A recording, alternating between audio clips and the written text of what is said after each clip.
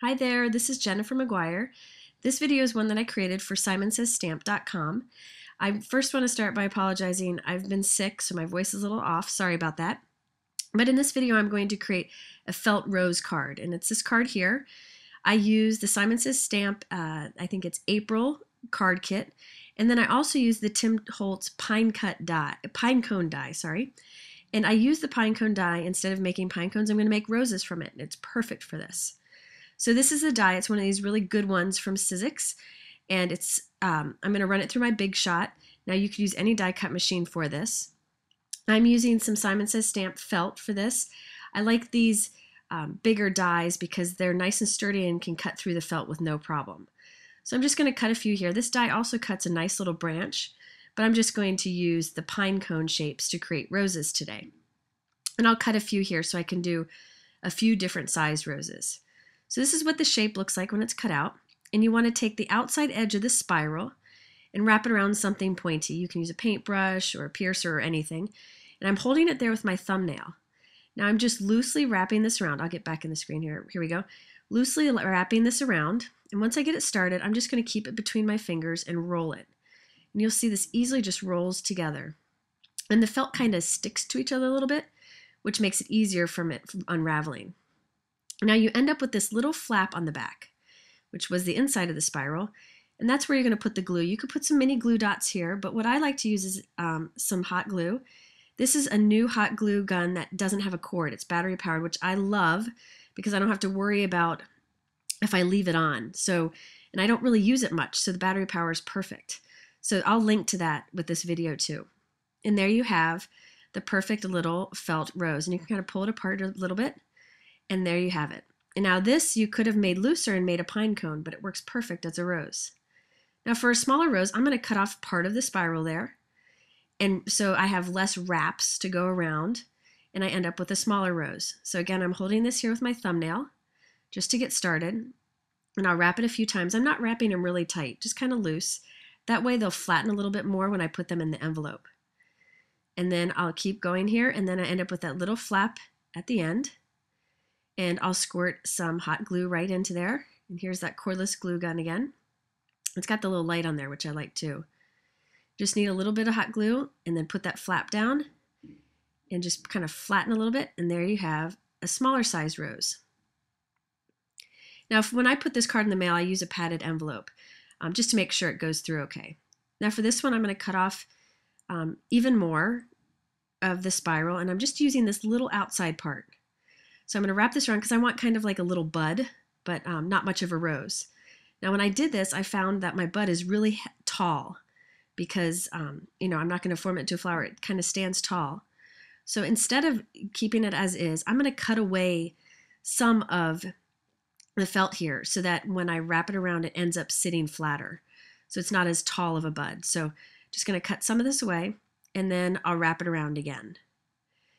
Now again, you could use mini glue dots to finish these off, but I like that the hot glue stays, lets you move it around a little bit until it cools, and then once it cools, it stays nice and tight, and you don't have to worry about it unraveling. And there you go, a little bit of a flatter bud to go with the two bigger roses. And just a touch of hot glue is all you need. Now I'm going to take this, and you can see there was some hot glue sticking out, and I'm just going to stick it right here to my craft sheet, my favorite work surface, and it'll dry and pop right off. So there's a closer look at what those felt roses look like when you're finished. They really work well. That pinecone die is perfect for it. Next, I wanted to show you how I created this long panel of acetate there. That chevron pattern in the background, that's white. That is actually clear with just white print on it, and you can see right through it. And it's really fun to put a panel of this on a card, and this is how I did it. I started with the Hero Arts white note card. And by the way, this is my favorite trimmer, the Fiskars trimmer with the little wire edge, and they now make it in a smaller size. That's perfect for card making. That's what this one is. I've been reaching for it a lot, and I like that it's just less bulky. And I'll link to that with the video also. So I have this window that I want to make with the acetate, so I'm just going to cut some out of the front of my note card. So I'm just cutting this little section out, and I'm going to keep this little strip that will be on the edge of the card. And so I'm going to get rid of this big strip, and I'll replace that with the acetate. So let me show you how that will go together. That little opening there will be where the acetate is.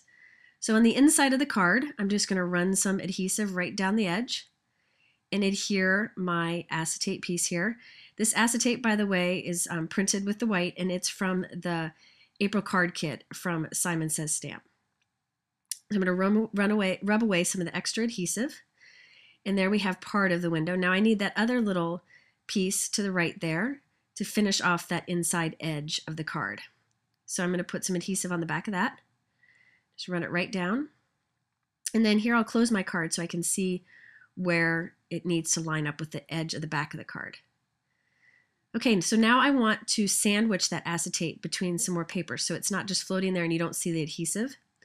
So I'm just going to take another piece of white cardstock that matches my note card and glue it right there. I had some glue hanging off. And I'll just trim off the extra. So basically, I'm just cutting some white paper right now to go on the inside of the card to sandwich that acetate there. It will end up giving a great finished look. So I'm just marking this with my thumbnail of where I need to cut. And this bigger piece will go on the other side and the inside of the card. So you'll see here in a minute, I'm going to put some adhesive on this, and this will sandwich the other edge of that acetate. You can do this with any acetate. I just really love this white printed chevron piece. And so that's the inside of the card, and there you have a nice see-through window. And then I'll just take my scissors and trim off that little bit that's sticking off the top and the bottom. And I wanted a fun color to show through, so I'm taking a piece of gray cardstock that I had, and I'm going to glue this right in the inside of the card behind where that chevron window is. So you could put a bright color here, anything you want, but I was going for a fun kind of yellow and gray card. So there you go. It kind of shines through as silvery. Next, I wanted to show you the rest of the pieces for the front of the card. And this is a stamp set from Simon Says Stamp that comes in that April card kit. And I really love the greetings on this. I like this block greeting stamp here. I'm going to stamp this with some gray ink. This is an Amuse Studio pigment ink. It just happened that this gray matched the gray cardstock I use. You could use any kind of ink here. And I'm just going, this one's called Slate, and it's from Amuse Studio. And I'll just cut that out and add that to the card. I also wanted to kind of finish this window off, so I cut two thin strips of that gray cardstock, and I'm just gluing them along the edge of the window. And it just gives a nice finishing touch to it. I really use thin cardstock strips a lot because it's a nice finishing touch, and we always have scraps laying around. So now I have my finished roses, and I'm just kind of deciding where to assemble these on the card. I'm using some regular size glue dots for this. You could also use some glossy accents or some multi-matte medium, or even some of that hot glue. But I'm just going to use some of these glue dots for now, and later I'll squirt something stronger underneath it. These are some border fabric stickers from Amy Tan's line with American Crafts, and I love this set, and I bought a bunch of them because of these green leaves. This green leaf border is awesome, and I cut it apart, and I use these leaves to use on flowers. And for some reason, the way she designed these, they work perfect with any style flowers, and they look great with these felt flowers.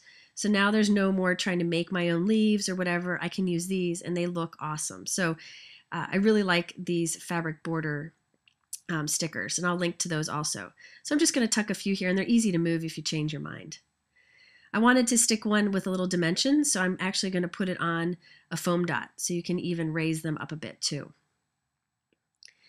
So now I normally would hide the stuff through a window, but with this pattern, I don't think you need to, so I just leave the back of the acetate blank. So this is a Studio Multi-Matte Medium. This is from Claudine Helmuth and Ranger, and this dries and holds anything in place. I'll squirt some of this under those felt roses so that they don't shift when I mail it. And I'm also going to use them to adhere these pearls to the center of these felt roses. Now, they probably would hold okay on their own, but I wanted to make sure that they didn't shift and kind of end up somewhere else on my card. So I'm just going to take the pearl and dip it in a little bit of that matte multi-medium, and then it'll end up drying and staying secure. And the reason I use the matte is because it won't leave a shiny edge around it. You could also use glossy accents for this if that's what you have on hand. So I'm just going to add a few pearls here and there on the card and finish it off with the corner rounding. So there you have it, a fun way to turn your pinecone die into a rose die. If you have any questions, please visit my blog at jennifermcguireinc.com. Thanks for watching.